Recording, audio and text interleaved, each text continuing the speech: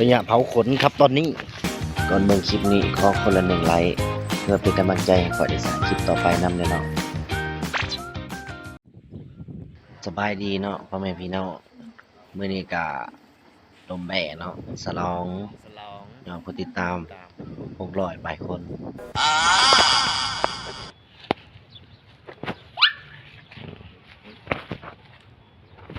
เอาต้มน้ำผ่านเนาะนี่ก็ได้ต้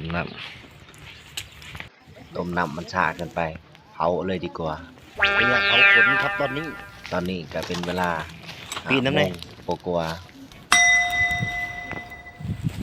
เผานี่แหละจังไวแม่ว่ายาดีไอเหมือนก็ใต้ชีอ่ะมันถึงแดดลายถูน้ำ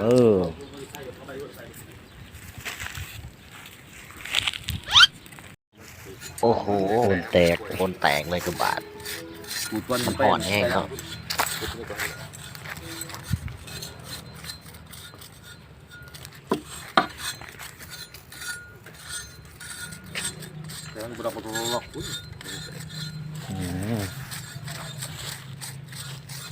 ขูดช่วยกันคนละไม้คนละมือกัวใส่กระสือกลางวันมันจะเป็นหญิงโมเมนต์นั่นเนาะพี่อ่ะกระสือออกแล้ว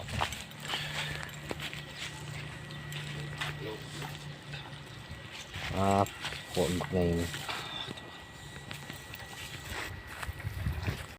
เบิดโพนเลยก็เบิดเท่านั้นแหละเบิดเลยแล้วย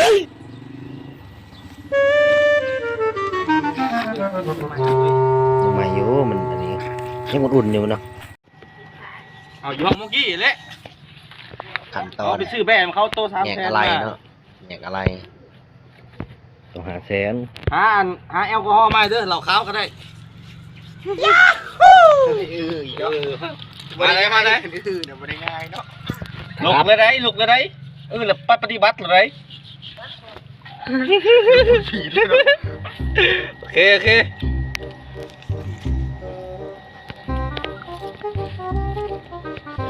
เจออย่างก็เผาก่อนเขาตื่นไปแล้วโอเคลงมาเดี๋ยวจะไปเผาโบเขาอ่านอีกนอนไปนะนี่สิแม่นนั่นเลยเอากระสักแบตพิลึกโพดตุ่นมาดิใช่คือนี่แม่นบ่จักเอาโพนออกกระเลือเท่านี้เนาะแบะโอ้ยบ่ได้มีหยังเขาเห็นจะเขาจะเสือเขากับสมัยนี้เนาะส่วนแล้วหัว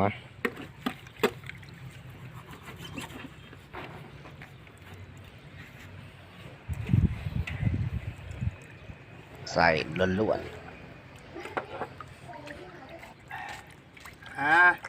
งผมรู้ว่ามันเอือบเลยนะจะได้ปิงเลยนะแมนค้ามันชิ้นค้ามันปิ้งเลยทานกับพอดีนะ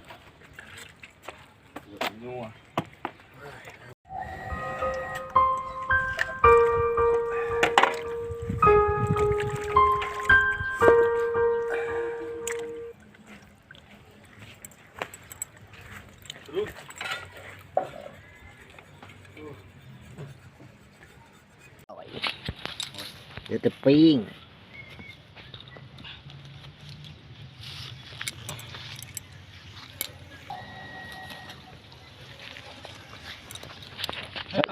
บอก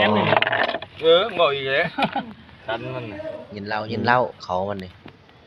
น่าเซนตัวได้ขายเนี่ย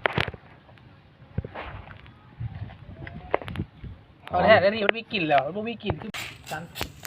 อันนี้แหละอันในเพื่อนแล้วกับคำพอดีบริเดเปีกเนาะอำลำ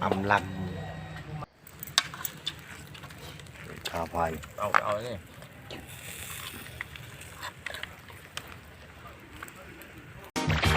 จบแล้วกับฝากกดซับสไครต์กดกระดิ่งแจ้งเตือนไว้เพื่อบ่พลาดชมคลิปต่อไปเนาะ